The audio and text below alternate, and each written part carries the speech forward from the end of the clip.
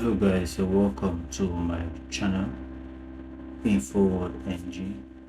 Today I'll be showing us how to activate unlicensed Microsoft Office 2016 or 19. So just click on your folder icon and then you go straight to this PC, that is your computer.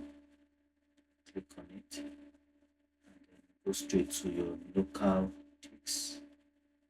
Click on it and then you locate program files. You click on it and then you go straight to Microsoft Office. As I'm hovering my cursor around it, Microsoft Office, then you go straight to Office 16. Click on Office 16 and then locate OS, and then you locate OSPPR. You run it as administrator. Click on run as administrator 3 times. Click on run as administrator. I'll be doing that now. Run as administrator. You do that for 3 times. A command prompt will pop up. You do that 3 times. When the command prompt pops up, you click on yes. So you do that for 3 times.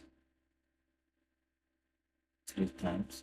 So if you've gotten to this stage of this video, it shows that you are seeing value. So I would like us to like, share and subscribe. Just like, so that this video will be recommended to others. Share and subscribe. So after that, I'll be opening my window. So you just exit. Initially this wouldn't exit if yours has expired or is not licensed. So now you can see you can even cancel it and you can do anything. As you can see, I'm typing. So please like, share and subscribe.